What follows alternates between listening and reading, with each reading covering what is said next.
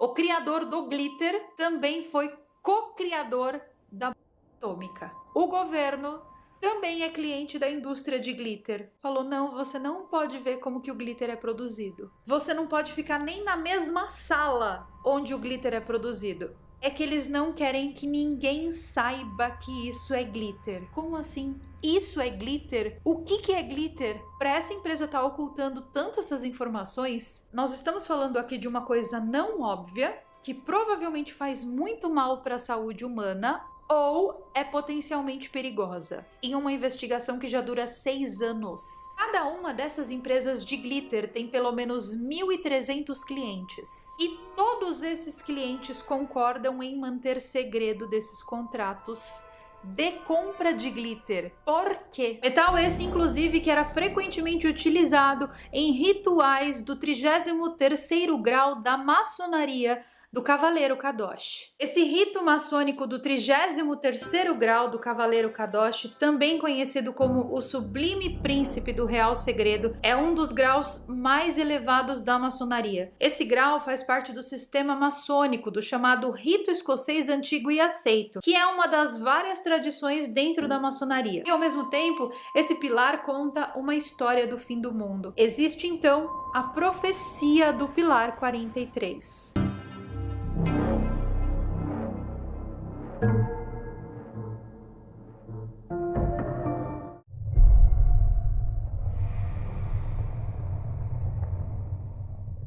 Recentemente eu fui invadida por centenas de vídeos falando sobre uma conspiração muito bizarra. E sério, eu que não costumo me impressionar com essas conspirações, fiquei um tanto quanto passada com o que eu vi. Vocês viram a conspiração do glitter? Ah, Carol, como assim a conspiração do glitter? Do glitter, gente. O glitter, sabe o glitter? Pois é.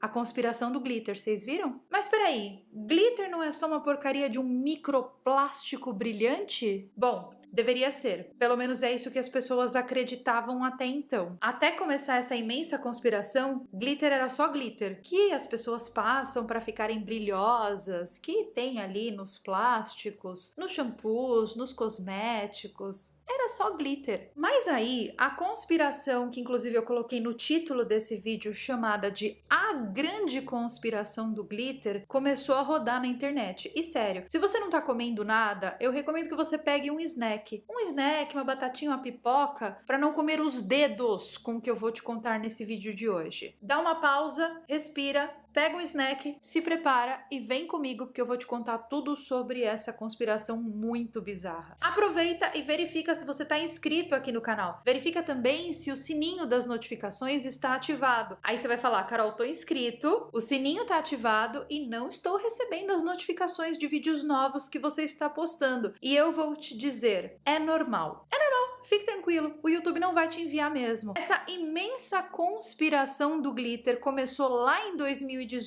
quando o The New York Times resolveu fazer uma reportagem investigativa com a maior empresa produtora de glitter no mundo, a Glitterex. Essa empresa possui 2 fábricas que ficam localizadas na região de New Jersey, nos Estados Unidos. O artigo do The New York Times é tão extenso, mas tão extenso, que ele tem 30 páginas de investigação sobre esse caso. O artigo visava entender de uma vez por todas o que, afinal de contas, era o glitter. E aí você vai me perguntar, Carol, o que motivou um jornalista a fazer essa reportagem? Não sei se vocês sabem disso, mas o glitter está sendo proibido em todos os países do mundo. Aqui na União Europeia, essa proibição já começou agora em 2024 e o motivo é meio óbvio, né, gente? É microplástico. Então, esse jornalista queria saber, afinal de contas, de que o glitter é feito, pra gente poder saber o motivo pelo qual os países estão proibindo a entrada do glitter. Tipo, pra mim, o glitter sempre foi plástico brilhante. E é de fato, tá, gente? É um plástico coberto com um alumínio e ele é filetado numa precisão muito específica e aí, então, tem-se o glitter. E sério, o glitter é uma desgraça. Ele polui a água, ele polui o planeta e ele é algo que nunca se decompõe. Ele fica fica para sempre nos oceanos. E esse é o motivo pelo qual o glitter está sendo proibido no mundo inteiro. Mas a questão ambiental não é o caso do vídeo. A questão ambiental não é a conspiração do glitter. O caso aqui desse vídeo é que começou a faltar glitter no mundo inteiro. Lá em 2018, existiu uma falta de glitter. Por quê? Não sabemos. Aí, esse jornalista chamado Kate Weaver foi procurar a Glitterex para tentar entender o motivo pelo qual o glitter estava em falta em todos os lugares. E então, Kate Weaver pediu para Glitterex uma explicação. Ele pediu para ver como que era uma produção de glitter. Como que o glitter era produzido? E a Glitterex negou. Falou, não, você não pode ver como que o glitter é produzido. Você não pode ficar nem na mesma sala onde o glitter é produzido. Oi? Por que não? Como assim? Não é só plástico coberto com alumínio? Qual é o problema de assistir uma produção dessa? Bom, a Glitterex disse que ela não poderia revelar absolutamente nada sobre o processo de fabricação do glitter. A Glitterex disse ao The New York Times que nem mesmo os maiores clientes de glitter têm acesso ao meio produtivo. Até aí, tudo bem, pode ser só segredo industrial, mas... é estranho, né, gente? Vamos combinar que essa história é muito estranha. Esse jornalista não tá pedindo a receita secreta do ingrediente secreto da Coca-Cola. Não, ele só queria ver como que o glitter é fabricado. O fabricante então foi perguntado por parte do jornalista do The New York Times quem era o seu maior cliente, ou seja, quem era o maior comprador de glitter. E é agora que as coisas começam a ficar mais estranhas ainda. A Glitterex respondeu de uma maneira bem genérica, tipo, empresas de pintura de jet ski, de capacetes, lojas... até aí normal, né? Mas a Glitterex também disse que a maior compradora de glitter no mundo não pode ser mencionada. A empresa disse que não pode divulgar quem é o maior comprador de glitter do mundo. Aí o jornalista perguntou assim, mas por que você não pode falar? E a representante da Glitterex disse, é que eles não querem que ninguém saiba que isso é glitter. Oi, eu vou repetir. É que eles não querem que ninguém saiba que isso é glitter. Como assim? Isso é glitter? O que é glitter? Ninguém pode saber que o que é feito com glitter. Bom, aí, né, depois de ler isso, a imaginação das pessoas foi a loucura. Vocês podem imaginar. As pessoas começaram a pensar que o glitter deve ser usado, então, para a fabricação de algo muito perigoso, como, por exemplo, de uma bomba. Ou, por exemplo, de pasta de dente, que, afinal de contas, a pasta de dente tem ali um brilhinho, né? Ou, por exemplo, de comida, que, para mim, é a coisa mais perturbadora dessa história. Mas, gente, tem que ser alguma coisa que não é óbvia. Porque a gente olha para as coisas que brilham e a gente sabe que ali tem glitter. Só que, nesse caso aqui, para essa empresa estar ocultando tanto essas informações, tem que ser uma coisa não óbvia. O óbvio seria pensar que o glitter é usado para um shampoo, por exemplo. Tem um shampoo que eu tenho que ele tem um brilho normal. Para um sabonete, às vezes você compra um sabonete, você vê que ele tem ali um glitter, certo? Isso aí é óbvio, é normal. Mas não é isso não, gente. É uma coisa não óbvia. Nós estamos falando aqui de uma coisa não óbvia que provavelmente faz muito mal para a saúde humana ou é potencialmente perigosa. Eu, Caroline Capel, só consigo pensar que o glitter é usado na alimentação, que é alguma coisa de comida, porque para mim o buraco ficaria muito mais embaixo se microplástico fosse misturado em comida. De repente, para dar textura, para dar uma aparência mais vistosa na comida, não sei, tá? Não estou afirmando nada. Eu estou dizendo que, para mim, Caroline, seria muito potencialmente cabeludo que o glitter fosse usado por indústrias alimentícias. Porque se for isso, gente, nós estamos falando que as empresas estão colocando microplástico na comida de propósito e nós estamos consumindo de propósito. E não, eu não estou falando de glitter comestível não, tá? Porque tem o glitter comestível, certo? Eu tô falando de glitter mesmo, plástico. Plástico na comida. E aí que tá, né, gente? Quando a gente pensa em glitter na comida, a gente pensa em quê? Uma bala com glitter? Um chiclete com glitter? Ou aquele refrigerante Mondiu que brilha no escuro, totalmente radioativo? A gente pensa nessas coisas, porque afinal de contas seria um pensamento óbvio. O negócio parece que brilha no escuro, então, por consequência, ele tem ali alguma partícula de plástico. Mas não é isso, não. O negócio não é tão óbvio assim. É um negócio que não aparenta ser glitter. Você olha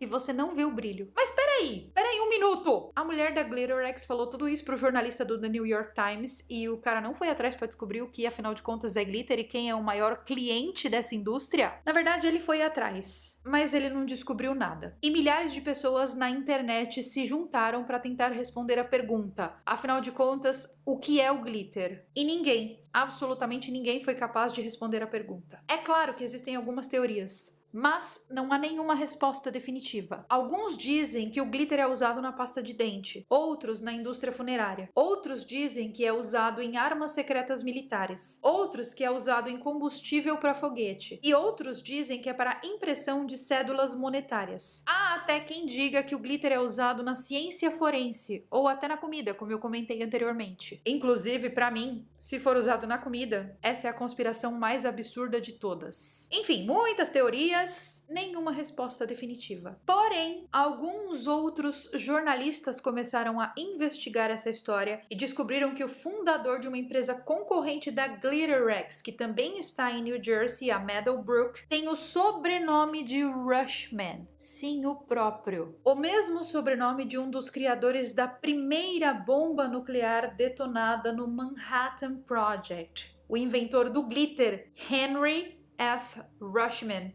estava diretamente envolvido no projeto Manhattan e na criação da primeira bomba nuclear juntamente com Oppenheimer. Não, você não ouviu errado. O criador do glitter também foi co-criador da bomba atômica. E esse artigo aqui que eu encontrei da Paper Film and Foil Converter confirma que o glitter é sim usado pelo governo em máquinas de corte de precisão, em iscas anti-radar, ou seja, na indústria militar, em lascas de zircônio para controlar a queima de combustível sólido de foguete, ou seja, também é usado na indústria aeroespacial, e com isso nós concluímos que o governo também é cliente da indústria de glitter. Mas essa não foi a única coisa que os jornalistas descobriram, não. Alguns jornalistas, inclusive, foram expulsos de empresas de glitter por estarem fazendo essa investigação. Bom, quando você imagina um jornalista sendo expulso de algum lugar, você imagina ele sendo expulso de uma empresa completamente controversa. Mas você nunca imaginaria um jornalista sendo expulso de uma empresa de glitter. O Henry F. Rushman trabalhava com corte de precisão na Alemanha e o governo americano se aproximou dele dizendo que precisava de um especialista em corte de precisão para um projeto secreto.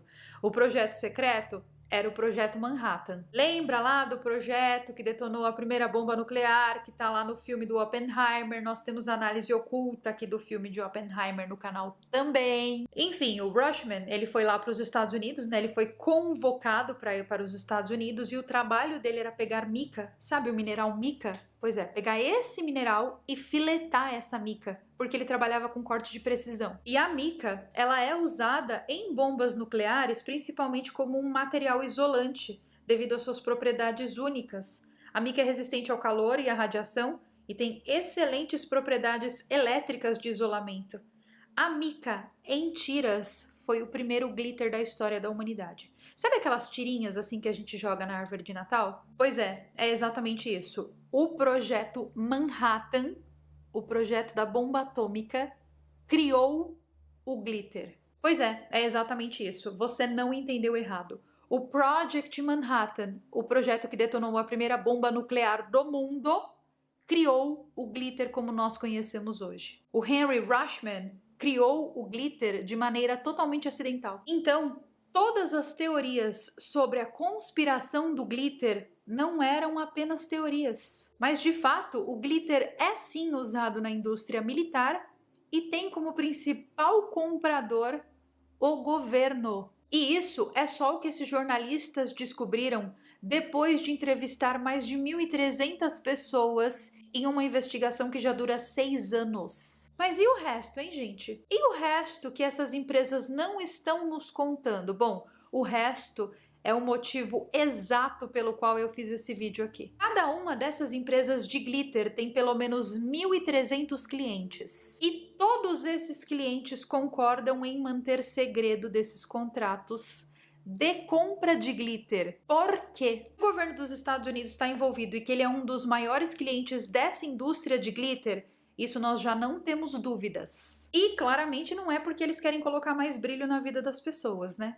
Vamos combinar? O buraco, meus queridos, é muito, mas muito mais embaixo do que vocês imaginam. E esse é o mundo que nós vivemos. O que os governos, as associações secretas, as sociedades secretas e até as seitas fazem na calada da noite, o que eles todos fazem por debaixo dos panos é muito mais bizarro do que a gente consegue imaginar, do que as nossas cabecinhas conseguem inventar. Você sabia dessa conspiração do glitter? Alguma vez você já tinha ouvido falar que glitter é usado pela indústria militar e pelos governos dos países? Comenta aqui embaixo tudo o que você pensa sobre essa história e se você chegou até esse ponto do vídeo, nós temos sim palavrinha secreta e a palavrinha de hoje é brilho, em homenagem aos Estados Unidos que compra tanto glitter para poder embelezar, né, deixar todo mundo mais brilhante e feliz.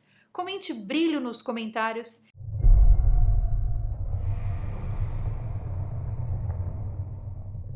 Alguma vez você já ouviu falar em sabedoria hiperbórea e no mistério de Belicena Vilca? O mistério de Belicena Vilca é uma história que nos convida a embarcar em uma jornada imaginária pelo mundo da gnose primordial e dos mistérios que estão ocultos por trás da nossa história. O que eu vou lhes contar aqui é uma grande conspiração universal que foi criada para manter nossas mentes aprisionadas na desorientação, no grande engano. Que papo é esse de Belicena Vilca e de sabedoria hiperbórea? Bom, essa história é contada por Arturo Sinagel, um jovem psiquiatra que conheceu uma mulher misteriosa, uma senhora de ascendência inca, chamada Belicena Vilca. Ela foi internada no pavilhão B de pacientes incuráveis em um hospital neuropsiquiátrico em Salta, na Argentina. Só que o que esse psiquiatra não sabia é que depois de conhecer essa mulher, a vida dele mudaria para sempre. Durante a vida inteira, o doutor Arturo tratou Belicena Vilca e, apesar de reconhecer nela um grande carisma e uma personalidade cativante, ele nunca conseguiu dar alta para ela. Ela tinha 47 anos, só que ela parecia ser bem mais jovem. Ela tinha um semblante muito misterioso e qualquer um que sentasse perto dela e conversasse com ela percebia que essa mulher não era daqui desse mundo. No primeiro dia que o Dr. Arturo começou a tratar ela, ela olhou para ele e disse: "Você tem um nome mágico, Urso da Garra Vitoriosa." Ela era uma pessoa muito inteligente e ela sabia que Arcturus significa urso e Sic Vitória e Nagel significa garra vitoriosa. Bom, o quadro psiquiátrico dessa mulher era de esquizofrenia aguda e ela tinha ido parar no hospital psiquiátrico porque o exército argentino, durante o período do processo de reorganização internacional, tinha encontrado ela. Naquela época, quando a perseguição dos membros da subversão era algo comum, Belicena Vilca era suspeita de fazer parte de organizações. Ela foi interrogada pelos militares e eles logo a diagnosticaram com algum tipo de demência senil. Porque nada, absolutamente nada do que essa mulher dizia fazia sentido com a realidade. Uma das atividades favoritas de Belicena dentro do hospital era escrever histórias. Histórias essas que, segundo o médico, não fazia nenhum sentido. Porém, a nossa história realmente começa quando, entre meia-noite e 2 da manhã do dia 6 de janeiro de 1980, Belicena Vilca é assassinada. O Dr. Cortez, diretor do hospital, estava distribuindo presentes para crianças em um orfanato vizinho e ele teve que voltar desesperadamente para a clínica psiquiátrica. Ele foi chamado porque Belicena tinha sido encontrada em um estado totalmente deplorável. Ela tinha sido enforcada com uma corda feita de cabelo humano, trançado de cor marfim, tingido com cal, e em suas extremidades havia uma peça metálica com 2 medalhas de ouro, uma gravada com um trevo de 4 folhas e a outra com uma romã, ou seja, muito simbolismo para uma simples corda, vocês não acham? A corda também tinha alguns símbolos maçônicos que foram confirmados em seguida por membros da Rosa Cruz que eram amigos do Dr. Cortés, diretor do hospital. As medalhas tinham uma escritura no verso que dizia Ada es si de Daroy Macbeth, cujo significado era Vitória, o Divino, Druida, filho do javali. Os médicos acharam tudo isso muito estranho e a polícia mais ainda. E principalmente os textos que Belicena escrevia tinham sumido depois da morte dela. A espectroscopia molecular da corda revelou que a composição do material da corda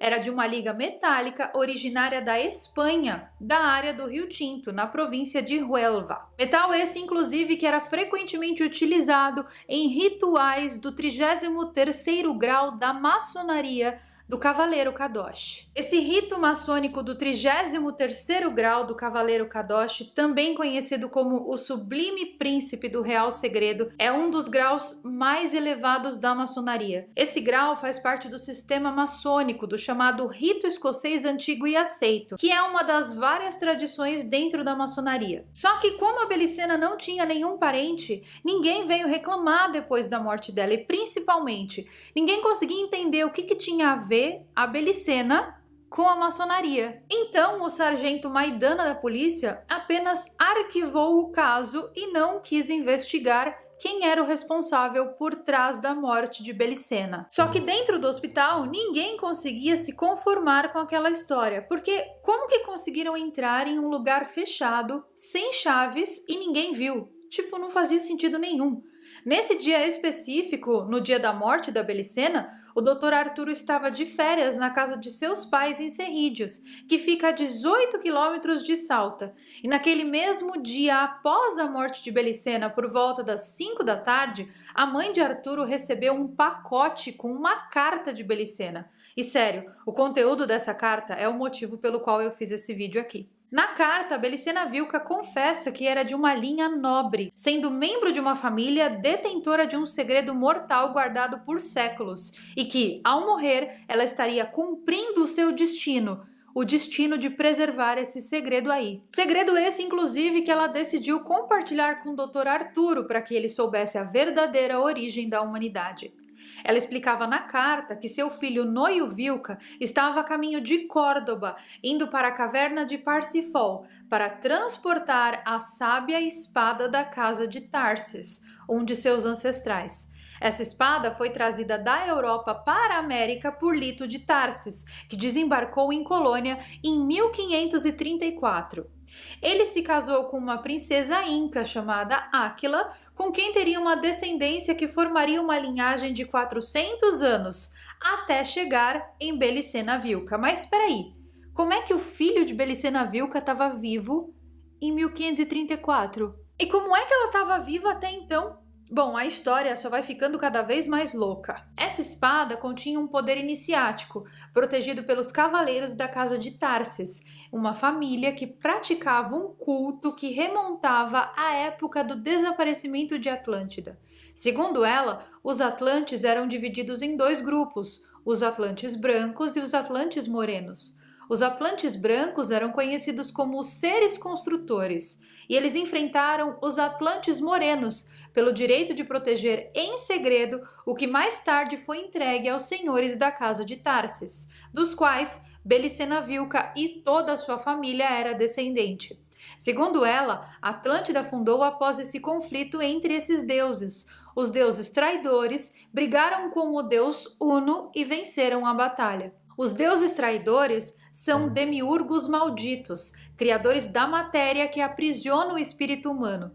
Prisão essa que mantém todos os seres humanos presos em seu terrível poder material e de engano.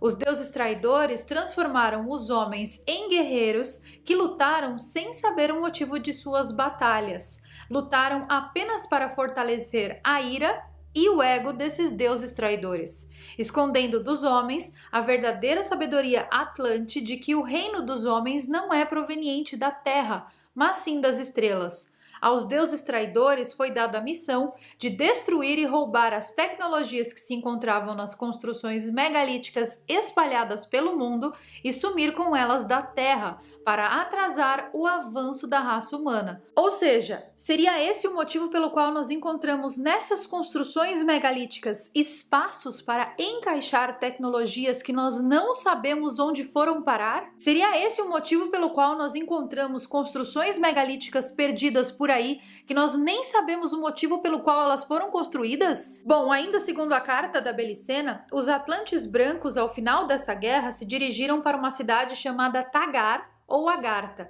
que fica no continente milenar de Hiperbórea, onde existe um vórtice para o mundo não criado, ou seja, para a última cidade perdida.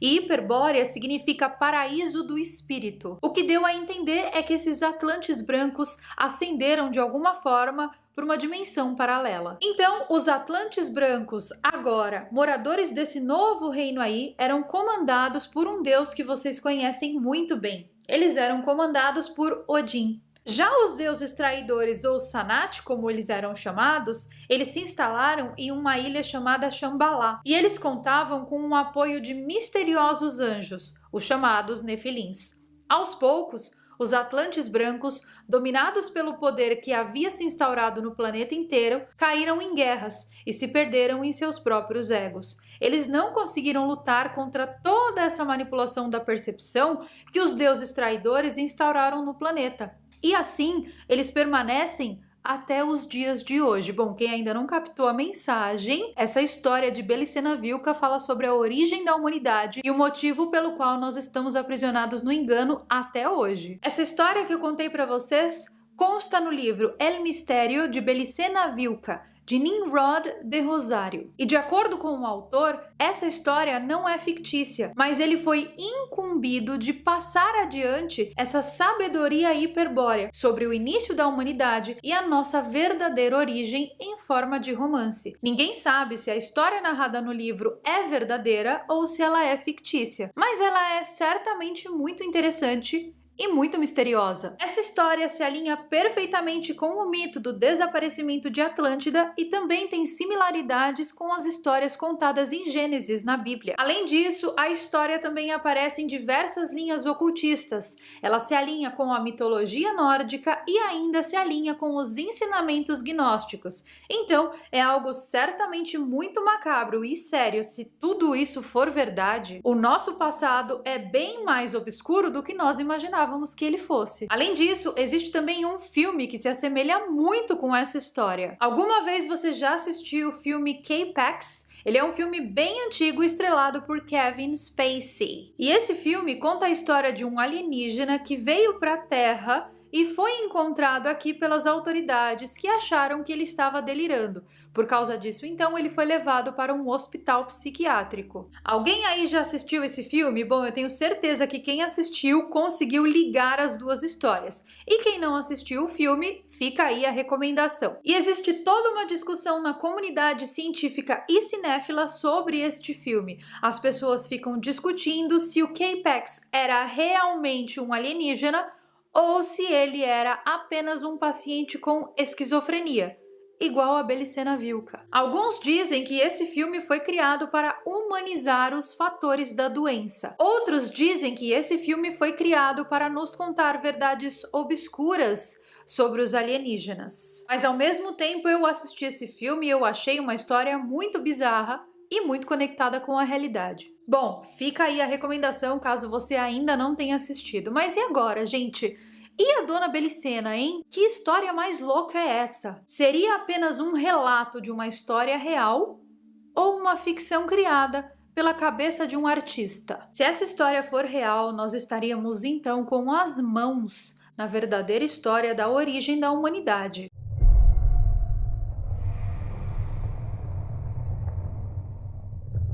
Você sabia que existe um livro que sabe do futuro, exatamente como ele vai acontecer e quando ele vai acontecer? Essa nossa história começa lá atrás, em 7 de outubro de 1849, quando um homem muito embriagado foi encontrado em uma vala do lado de fora de um bar em Baltimore, nos Estados Unidos. Esse cara podia ser só mais um bêbado jogado na vala, mas não. Ele era ninguém mais, ninguém menos que Edgar Allan Poe, um dos melhores escritores que já viveram e que já estiveram aqui nessa terra. E o fato dele ter sido encontrado naquela vala em 1849 é só mais um mistério desse nosso vídeo aqui, que está cheio de mistérios. A maioria das pessoas que conhecem as obras de Edgar Allan Poe pensam nele como apenas mais um escritor de contos de mistério, de contos de ficção científica, de contos sobrenaturais. Mas eu já falei para vocês aqui em outros vídeos do canal, a ficção é só uma maneira inventada, criada de nos contar uma verdade. Verdade essa muito difícil de engolir e para tal é contada através de um cenário divertido, um filme, um livro, uma obra, enfim. Edgar Allan Poe foi o cara que inventou esse gênero de histórias de detetives. Ele inventou a ficção científica, ou seja, ele inventou essa maneira de nos contar as verdades. Só que antes de ser escritor, ele era do exército. E ele tinha uma carreira muito promissora no exército. Só que ele largou o exército para começar a escrever. Ele tinha umas manias estranhas que, curiosamente, me lembram as manias do time de roteirista da série dos Simpsons. Ele era muito bom de matemática, fazia vários cálculos de cabeça sem nunca ter estudado cálculos avançados e ele usava a imaginação dele para prever coisas que realmente aconteceriam. Tipo, ele previu a origem do universo. Ele previu a existência de buracos negros muitas décadas antes da factual descoberta desses objetos estelares. Então, Edgar Allan Poe escrevia seus textos de ficção, mas nesses textos ele fazia previsões. E por causa disso, muitas pessoas acreditam que ele era, na verdade, um viajante do tempo. Outras pessoas acreditam que ele era um vidente muito poderoso ou até mesmo que ele tinha acesso aos arquivos akáshicos. Só que ele era uma pessoa normal. Uma pessoa normal com uma vida normal. Afinal de contas, quem era esse homem e como que ele sabia com tanta precisão as coisas que iam acontecer no futuro? Ele era um cara muito inteligente, ele falava várias línguas, ele sabia muito de matemática, só que ele não tinha a melhor saúde mental do mundo. Nos primeiros anos de faculdade, ele teve que largar o curso porque ele vivia embriagado e frequentemente estava metido com dívida de jogo. É, meus queridos, as mentes mais brilhantes do mundo também são as mais perturbadas. Bom, o Edgar Allan Poe foi o primeiro escritor norte-americano que conseguiu viver de suas histórias, ou seja, ele conseguia pagar suas contas com o dinheiro que ele recebia das histórias que ele vendia, lembrando que ele vivia em uma época onde copyright não existia. Então as pessoas copiavam a história dele, vendiam sem dar os créditos para ele, e mesmo assim ele conseguia ganhar muito dinheiro com essas histórias, porque as histórias eram realmente muito boas. E assim, com muito dinheiro no bolso, ele se casou com a sua prima de apenas 13 anos. Mas a questão aqui é que ele desenvolveu um novo gênero literário que na época não existia, que era o gênero de escrever histórias curtinhas. Então ele não era um escritor de livros, ele era um escritor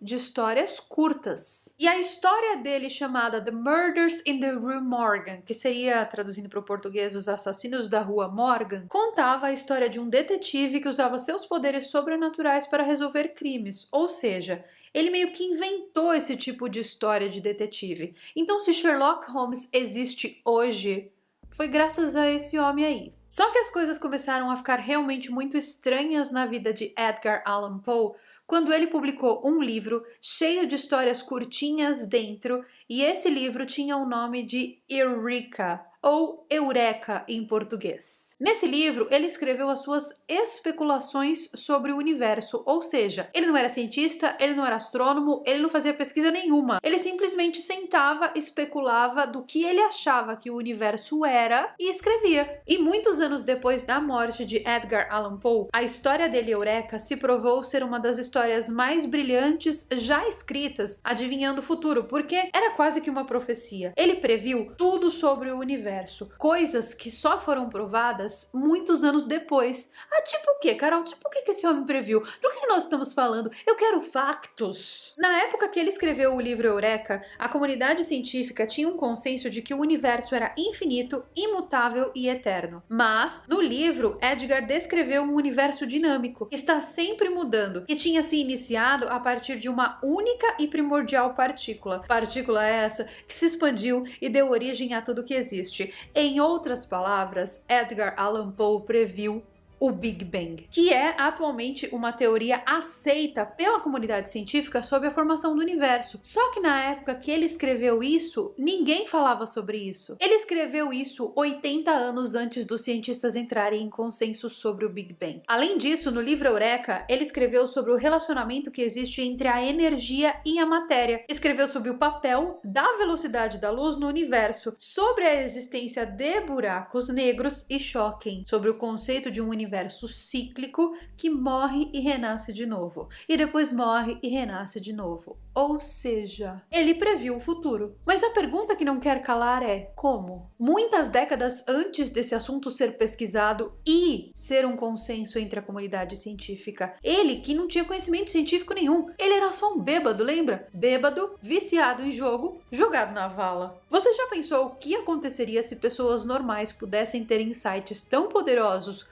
sobre o futuro em uma tarde de quarta-feira? Imagina, você tá sentado lá de boa, trabalhando, de repente, meu Deus, tem vida no planeta WASP 96b, e escreve. E aí, daqui 200 anos, a ciência comprova que existe vida em WASP 96b. E aí eles pegam a tua anotação e falam: gente, o Jorge, olha lá, o Jorge de Nova Iguaçu escreveu isso aqui. É exatamente isso que acontecia. Essas coisas bizarras que ele escrevia, elas simplesmente vinham na cabeça dele. Bom, ninguém sabe o que de fato aconteceu com ele. Ele morava em Richmond, que fica na Virgínia. E um belo dia foi encontrado em uma vala em Baltimore, que fica mais pra cima nos Estados Unidos. Só que ninguém sabe o que ele estava fazendo ou pra onde ele ia. E ali mesmo, naquela situação, ele se foi. Ele morreu. Mas no local onde ele foi enterrado, também aconteceram coisas muito estranhas. Ele foi enterrado em uma cova normal. Só que com o passar dos anos, essas histórias dele começaram a ficar famosas. E aí, por causa dessa fama que ele ganhou, eles decidiram trocar ele de cova e colocar ele numa covinha mais bonita,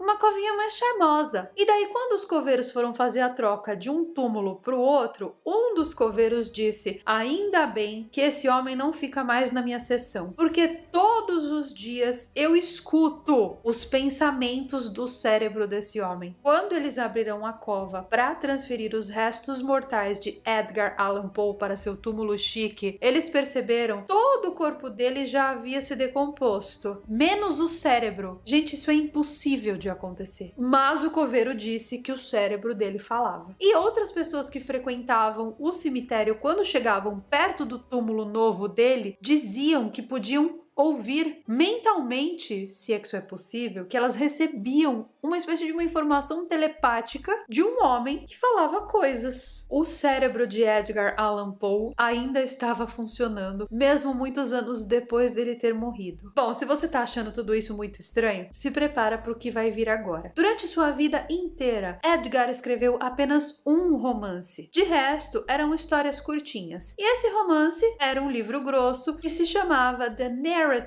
of Arthur Gordon Pym. Traduzindo, As Narrativas de Arthur Gordon Pym. Esse livro tem no Brasil, mas eu não encontrei esse livro em português. Então, se você quiser ler, você vai precisar falar e entender muito bem inglês. E se você ainda não fala e não entende muito bem inglês, eu recomendo o meu curso de inglês. Sério, gente, é pica da galáxia. Você vai entender tudo assim muito rapidinho. O livro conta a história de um trágico naufrágio de um navio chamado The Grampus. Esse navio foi pego por uma tempestade muito severa e apenas 4 tripulantes sobreviveram. Esses 4 caras, nas semanas subsequentes, ficaram à deriva em um bote salva-vidas. E eles começaram a morrer de fome, o que fez com que eles virassem canibais. E daí eles pegaram um menino, um dos sobreviventes, o menino mais novo que estava ali naquele salva-vidas. O nome do menino, Richard Parker. Marquem o nome do menino, guardem o nome do menino. O que fizeram com esse menino? Eles, e depois comeram ele. Mas comeram com a boca, hein, gente? Olha! Em 1884, um iate chamado The Mignonette afundou no Oceano Atlântico. E apenas 4 pessoas sobreviveram e ficaram à deriva no Oceano Atlântico em um bote salva-vidas. Essa história aconteceu de verdade, tá? Igualmente na história do livro, eles começaram a ficar com fome. E daí eles decidiram, entre eles, que eles iriam sacrificar um membro daquele bote salva-vidas e que seria o menino mais novinho do barco. E assim foi feito. Eles, no menino e depois comeram o menino, mas comeram com a boca, hein, gente? Olha, não vai pensar... Não é pra pensar essas coisas. Agora, adivinhem o nome do menino que foi comido? Richard Parker. Então é aquela coisa. Coincidência? Acho que não. Era só uma história de ficção mesmo que o Edgar Allan Poe tinha escrito? Ou Edgar Allan Poe previu algo que realmente veio a acontecer? Se você pegar as histórias do Edgar Allan Poe para ler, você vai perceber que esse homem dava de 10-0 nos Simpsons. E se ele ainda estivesse vivo, nós teríamos centenas de previsões de coisas que vão acontecer no futuro.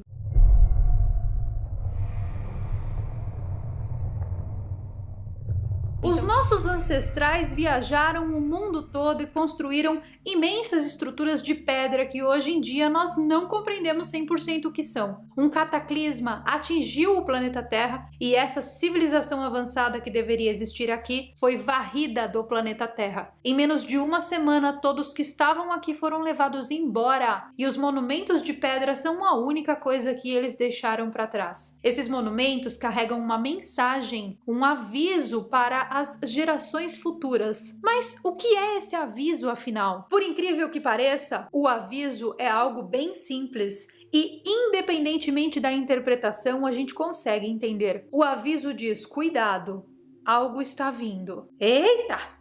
Que perigo é esse? O que está vindo? O que será que as civilizações do passado queriam nos dizer com esse aviso? Em 1994, o arqueólogo alemão Klaus Schmidt estava pesquisando as ruínas antigas na Turquia e ele descobriu o Göbekli Tepe. É o quê? O que é isso? Bom, é nada mais, nada menos que as ruínas mais antigas da humanidade, que foram construídas há 11.600 anos, ou seja, 6.000 anos antes dos sumérios. E isso não fazia muito sentido para a arqueologia, porque nessa época de 11.600 anos atrás, era o exato fim da última era glacial. E nessa época, os humanos estavam seguindo a migração dos animais, construindo tendas temporárias para viver. Ou seja, os humanos não estavam construindo gigantescas estruturas de pedra nessa época. Eles não tinham nem conhecimento para isso, nem ferramenta, nem talento para isso, nem nada. E essa estrutura, a estrutura do Göbekli Tepe, ela é formada por 43 pilares e cada um deles pesa cerca de 10 toneladas. E detalhe, apenas 5% do Göbekli Tepe foi escavado até hoje. Imagens de lidar mostraram que existem mais de 200 estruturas que ainda estão escondidas embaixo da terra. Ou seja, tem muita coisa ali dentro que nós ainda não sabemos. E se as informações do pilar 43 já são possivelmente catastróficas, imagina o dia que a gente descobriu o resto das informações que tem ali. Essa descoberta, ela significava ali que os nossos antepassados moraram ali. Mas por quanto tempo exatamente eles moraram ali? De acordo com as pesquisas, por pelo menos 1000 anos. Esse lugar não foi construído apenas para servir de casa para esse povo, mas sim, esse lugar tinha um propósito muito maior. Ele foi construído alinhado com a estrela de Sírius, mas não há 11.600 anos, mas sim, muitos anos antes que isso. Então, peraí um minutinho. Essa não é a primeira estrutura alinhada com o sistema de Sírius. As próprias estruturas da planície de Gizé também se alinham com o sistema de Sírius. E principalmente aquele povo Dogon lá da África que eu contei para vocês nesse vídeo aqui, eles tiveram uma interação muito interessante com essa galera que veio lá de Sírius. Então, peraí.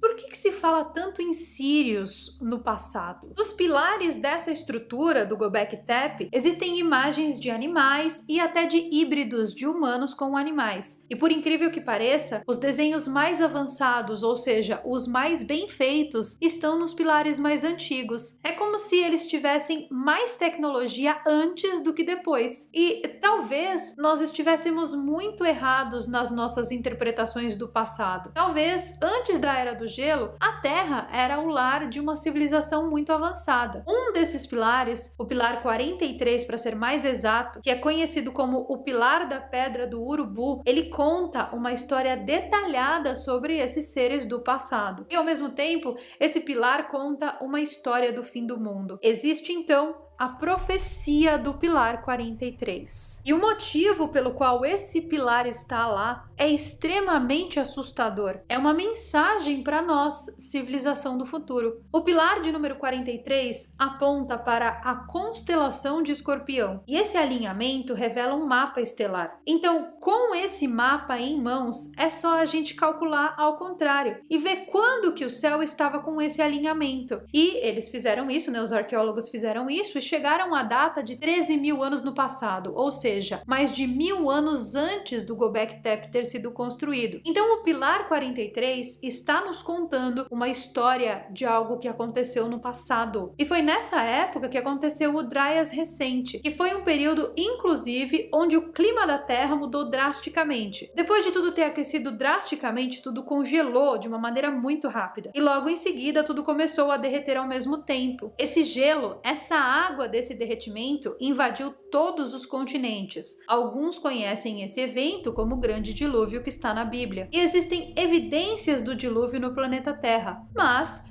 curiosamente, existe uma evidência desse dilúvio no pilar 43. E não é só nesse não, tá? Existem outros pilares ali que mostram coisas bizarras que aconteceram. O mais estranho de todos é o pilar 18, porque esse pilar contém a palavra Deus. Os estudiosos acreditam que os nossos antepassados ficaram tão desesperados que esse pilar foi um pedido de ajuda aos deuses. É nesse pilar também que existe um desenho que relata uma chuva de meteoros, mais especificamente a chuva de meteoros das Tauridas. As Tauridas são um grupo imenso de meteoros que ficam na constelação de Touro. O pilar de número 18 relata que essa chuva de meteoro das Tauridas destruiu muita coisa aqui no planeta Terra no passado. E é agora que vem a parte mais assustadora desse vídeo. 13 mil anos depois do que aconteceu e que foi registrado no pilar 18, agora nós, em 2023, no presente momento, estamos passando pela exata mesma região que a Terra estava quando o pilar 18 descreveu essa imensa chuva de meteoros das Tauridas que destruiu várias coisas no planeta Terra. Nós entramos nessa região, ou seja, o planeta Terra está mais suscetível desde setembro de 2023 e permanecerá suscetível até dezembro de 2023. Ou seja, a estrutura do Göbekli Tepe ela é circular e cada um daqueles pilares representa algo que aconteceu e ele se alinha perfeitamente com as constelações. Existe uma profecia ali nos dizendo que quando a chuva de meteoros das Tauridas passa perto da Terra, nós podemos esperar por grandes catástrofes. E tudo isso que nós estamos vendo acontecer no planeta Terra desde setembro, ou seja, todas essas grandes catástrofes são uma demonstração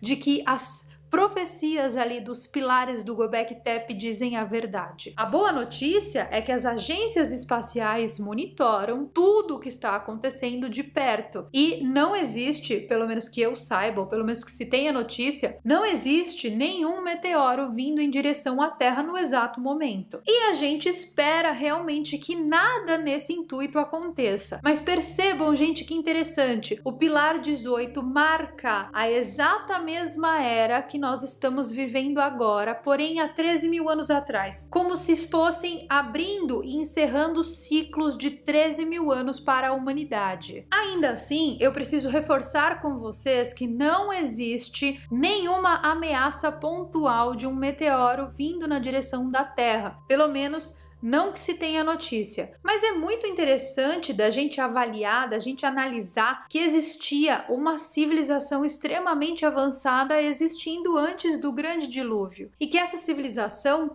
deixou ali naquelas pedras uma mensagem para as civilizações do futuro, ou seja, deixou uma mensagem para nós. É muito bizarro e ao mesmo tempo faz total sentido, porque existem coisas aqui no planeta Terra que são encontradas no planeta Terra que não fazem sentido com a história contada do planeta Terra, sobre essa nossa evolução sempre crescente. Parece que já existiu uma civilização mais avançada até que a nossa em um passado muito distante do planeta Terra, e que essa civilização foi varrida daqui. E se os pilares do Göbekli Tepe são circulares e eles contam histórias circulares que acontecem a cada 13 mil anos, e de acordo com os pilares do Göbekli Tepe, nós estamos vivendo a exata mesma época do pilar 43, ou seja, do último pilar, a nossa civilização também está em declínio. De tempos em tempos, então, de acordo com as informações do Göbekli Tepe, a civilização humana é resetada e forçada a recomeçar. E não existem evidências só no Göbekli Tepe não, tá? Assistam ao vídeo sobre os exilados de Capela que está aqui no canal, e também quando eu fiz aquele vídeo lá comentando detalhes sobre o livro de Urântia.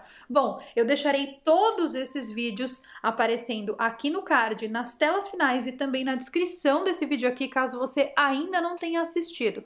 Assista para você perceber como tudo isso está diretamente e de uma maneira muito louca interligado. Bom, eu vou ficando por aqui com mais um vídeo. Eu espero de verdade que você tenha gostado e eu vejo vocês então nos nossos próximos vídeos. Bye!